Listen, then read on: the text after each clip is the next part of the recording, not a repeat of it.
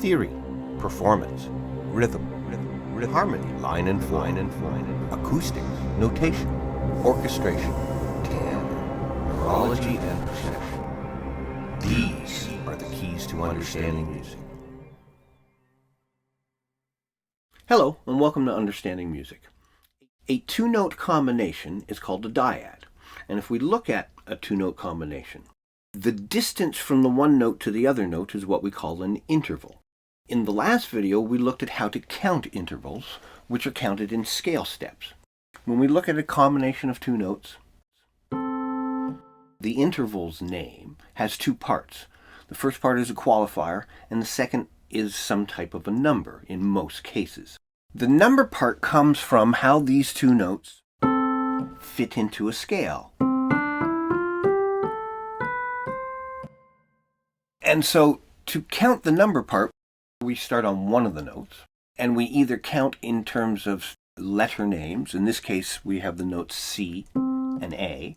So we'd count C, D, E, F, G, A. Or we can count just in terms of numbers, 1, 2, 3, 4, 5, 6. Or count the lines and spaces, line, space, line, space, line, space. In all cases, we come up with a 6. So this combination of notes is called a sixth. If we look at the scale as a set of intervals, in combination with the tonic, we get a progression of 8 different intervals, which we call the unison, the second, the third, the fourth, the fifth, the sixth, the seventh, and the octave. The number part comes solely from its shape. If the two notes are on top of each other and there's nothing in between, that's a third. If the two notes are next to each other, kind of on a diagonal, that's a second. So the shapes of the notes are always consistent with its number. Now the other part of an interval's name is the qualifier, which tells us what type of interval it is and something about its energy level. When we look at the exact names of all these intervals, we see that 4 of them are what we call perfect, and 4 of them are what we call major. The ones that are perfect are the ones on the ends. The perfect unison, the perfect octave, and the two in the middle, the perfect fourth and the perfect fifth. The other intervals in the major scale are what we call major intervals. The second, the major third, the major sixth, and the major seventh. When we use this progression in combination with the progression of intervals between the notes of the major scale, which is whole tone, semitone, whole tone, semitone, we see the basic construction of all these different intervals. From do to re is a count of 2. It's a major second. And so the note names are always going to be consecutive. It'll be an A and a B, or a C and a D, or an F sharp and a G sharp. And for it to be a major second, it will also be 1 whole tone, or 2 semitones in width. In the same way, do to mi is a major third. And a major third is 2 notes that are 2 note names apart, an A and a C, a B and a D, a C and an E. Every other letter of the first 7 letters of the alphabet. And a major third is also whole tone plus whole tone, 4 semitones in width. A perfect fourth would be 2 notes that are 4 scale steps apart, which are also 5 semitones, whole tone plus a semitone, so 2 plus 2 plus 1. A perfect fifth is a whole tone plus a semitone plus another whole tone. So a perfect fifth is 7 semitones. In the same way, a major 6 adds another whole tone, another 2 semitones. So a major 6 are 2 notes that are 6 note letter names away, C, D, E, F, G, A, and it's also 9 semitones. A major 7th is 2 notes that are 7 scale steps away, and also 11 semitones. And then finally we get to the perfect octave, which are 2 notes that are 8 scale steps apart, and also 12 semitones.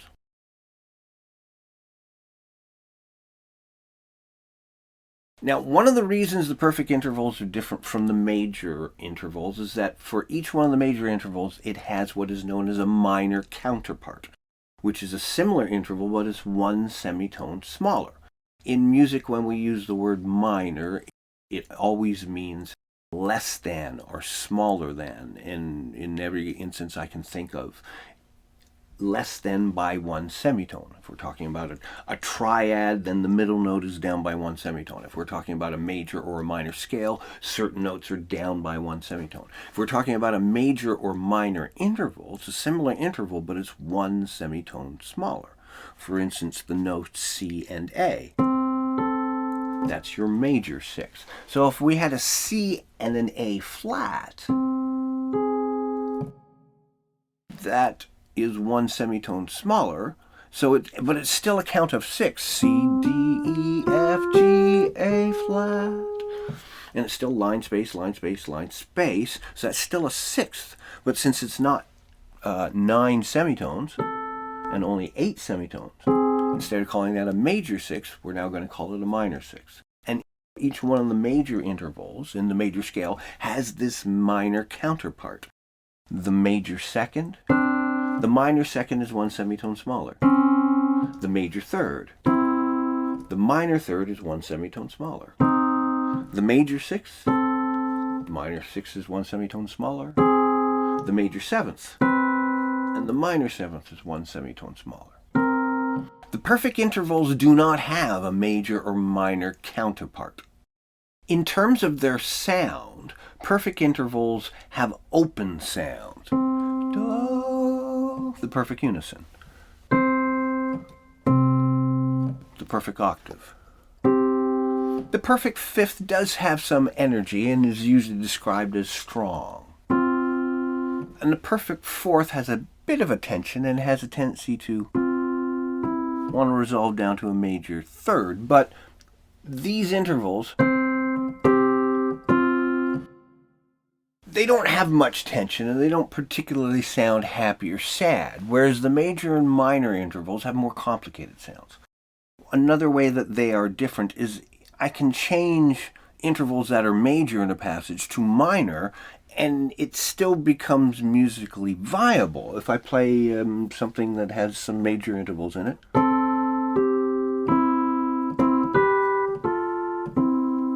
say that, and I change all the major intervals to minor ones,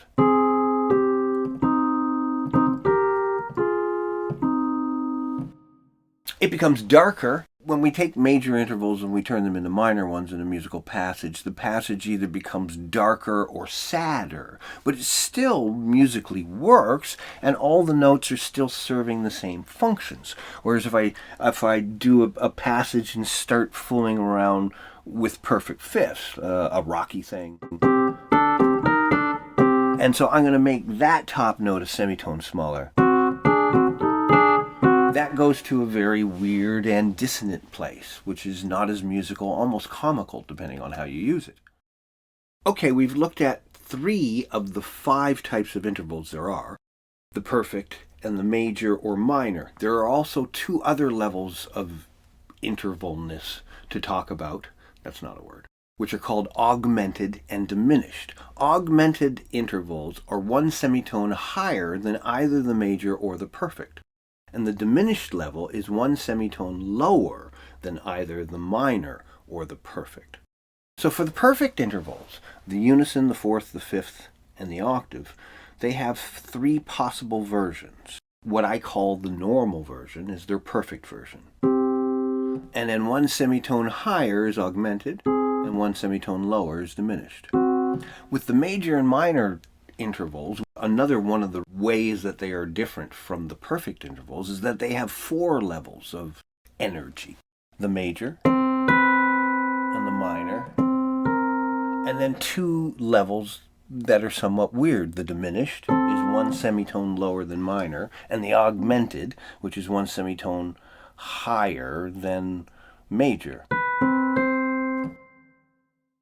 One way of looking at the difference between major and minor intervals is that they are chromatic variations of each other. If I take the notes, go back to C and A, and I decide to chromatically alter one of the notes, let's say I take the A and I bring it down a semitone by turning the A into an A flat. Now I have an interval that is 6 scale steps away, so it's still 6, but it's only 8 semitones and not 9, so we call that a minor 6. I could also chromatically vary the C, turn it into a C sharp. And from C sharp to A, that is also a minor third, only a different minor third. And when we chromatically alter a major interval into a minor one, or a minor one into a major one, we are playing with the happy and sad. But the tension level is not dramatically shifted, and the way the notes are used is not. When we chromatically alter a perfect interval, there is a much more dramatic change. From a fairly open sound, let's take the octave. If I take the top note, or either one of the notes, and I chromatically alter it by sharpening it or flattening it, that's one semitone higher, that's one semitone lower. Those are both very, very tense places. And also, if I lower it, that no longer sounds like it's an octave, that it's 11 semitones, that sounds like a major 7. But if I wrote that as a C and an E and a G and a C flat, that's not what we're hearing, and so that would not be musically correct. An augmented interval is usually highly emotionally charged. Perfect fifth is very open and smooth. The augmented fifth, well, okay. Now, the minute I play that, we don't hear it as an augmented fifth, we hear it as a minor 6. We have a tendency to always hear these intervals in isolation as major, minor, or perfect. It's very difficult to hear any of the augmented or diminished intervals other than the tritone, because that is a very unique sound. It doesn't sound like any of the other ones. To hear an augmented fifth, we need to hear it in context of a chord. So that's a major triad. If I raise now, chromatically alter that top note. Now we hear that as a very bright and somewhat tense note that wants to resolve either a semitone up or a semitone down. If we take the perfect fourth and we chromatically alter that by one semitone, take the top note up, let's say, that goes to a very, again, bright and dissonant place, which we hear in the Simpsons chord. Now, if we were to lower the fifth, that's that same sound again. So then we start getting into enharmonic equivalence and ambiguous sounds. The tritone is probably one of the most ambiguous of all the intervals, because when you hear it, you can't tell if it's an augmented fourth, a fourth raised by a semitone, or if it's a diminished fifth. You need a third note in order to tell the difference. If we put an E flat in between this, now we hear that outer note is somewhat dark and part of a diminished triad. And so that fifth, when lowered by a semitone, we call a diminished fifth. Now if we take that same sound, but I put a E natural in between, now we hear that as a bright note that wants to go up. It's part of the blues scale. And we're used to hearing that tension being resolved up to the... So what we're hearing is a fourth, in this case an augmented fourth, resolving to a perfect fifth. And we hear that in many, many different tunes. Now, there's not too many of the diminished intervals and augmented intervals that we actually use. The ones I can think of are the augmented unison, I suppose, in terms of writing for harp notes and certain other things. But usually, that sound we hear as a minor second, two different notes separated by a semitone. If I wrote it as a C and a C sharp on paper, it would be what we call an augmented unison. But it would depend on the context that you were hearing it. In many instances, you don't hear it as that. There I'm hearing it as a minor second. The augmented second we do use, but if I just play it, again, just by itself, we don't hear it as an augmented interval. We hear that as a minor third. We're probably hearing it as a C and an E flat. In order to hear that as a D sharp, I'll add this note. Now all of a sudden that jumps out as being bright and somewhat out of place, because the brain knows that phrase is supposed to go do, re, mi, re, do, but instead it's do and a raised re. which is why it's got that bite and edge to it. It's also part of the harmonic tetrachord. If we chromatically alter a perfect or minor interval so that it is one semitone smaller, it takes it to a dark, usually tense energy level we call diminished. Out of the four major intervals, the one that becomes diminished the most is the seventh. If we lower the major seventh by one semitone, it becomes a minor seventh. We hear those intervals in the chords the major seventh and the dominant seventh. Now if I take the root of the dominant seventh and put it up chromatically a semitone, the outer two notes are still a seventh because we're going from a C to a, well in this case, a C to a B. But if I just play the two notes, they sound like a major sixth. We only hear that as a seventh when we hear it in context of this chord. In which case, now it takes on a fairly dark energy, and we call that chord a diminished seventh. It's made by starting on a note, going up a minor third, up another minor third, and another minor third, making the outer two notes a seventh, but it's only 9 semitones. We also hear that when two lines converge.